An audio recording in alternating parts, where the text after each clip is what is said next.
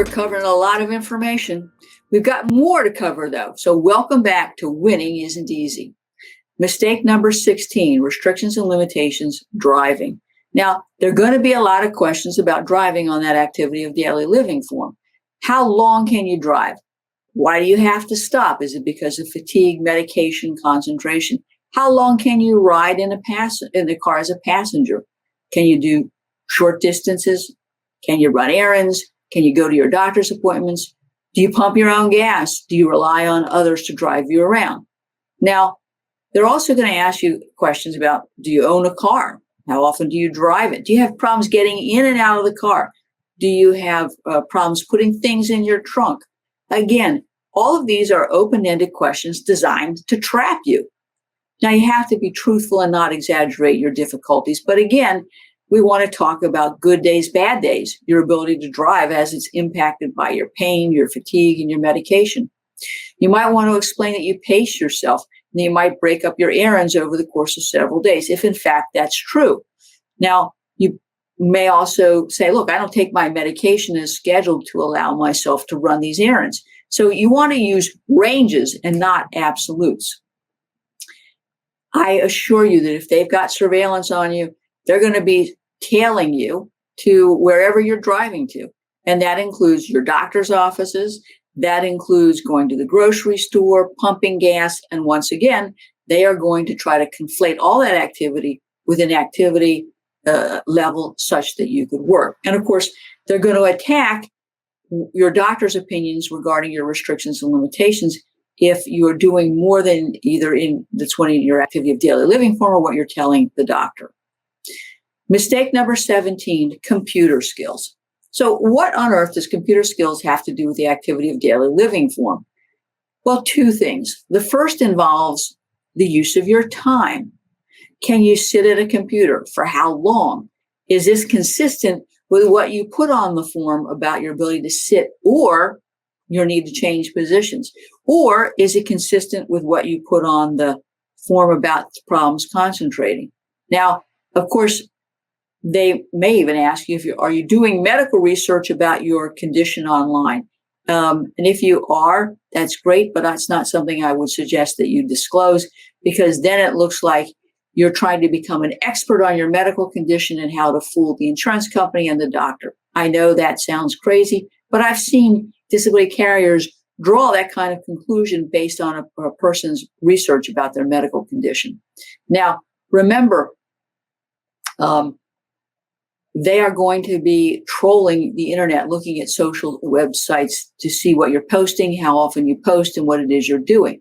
And I've told you before that you need to shut down all of your accounts and don't post anything, and ask your relatives and friends not to post anything about you.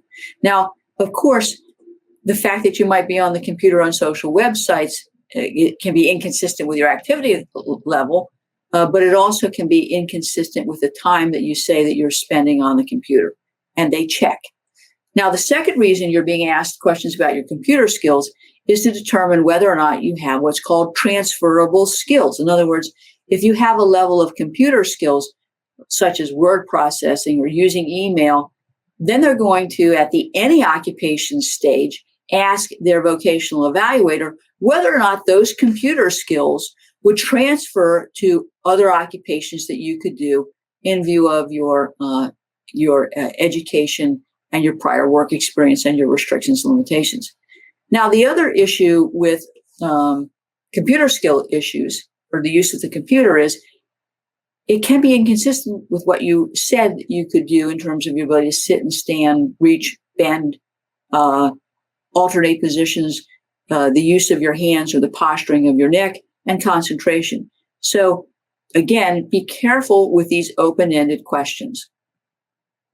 Restrictions and limitations, hygiene, number 18.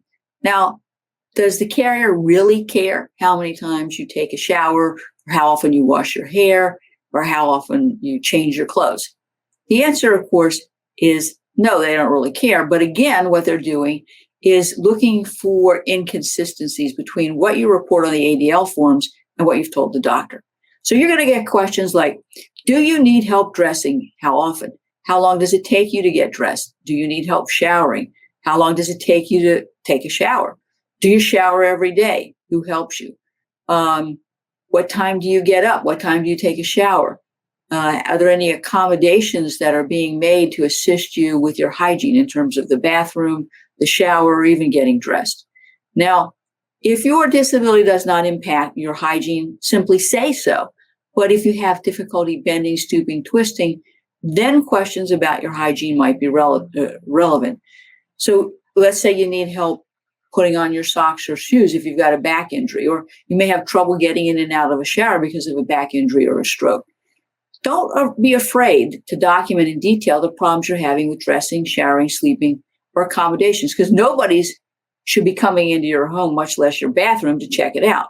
But I would also suggest that you tell the doctor all of the accommodations that are being made with bathing and dressing. That way, there aren't going to be any inconsistencies between what you put on the activity of daily living form and what you're telling your doctor. So again, before you are completing the activity of daily living forms, get your records, look at your medical records, make sure that they're consistent.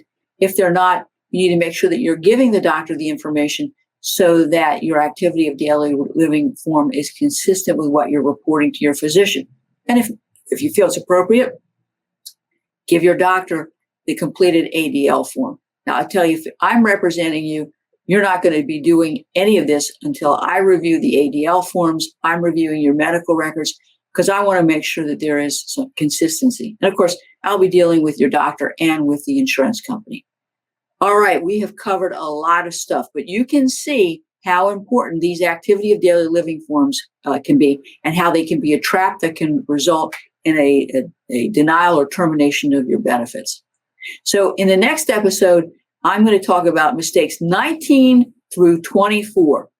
If you like this podcast, consider liking our page, leaving a review, or sharing it with your friends and family. Remember, this podcast comes out weekly, so stay tuned next week for another insightful episode of Winning Isn't Easy.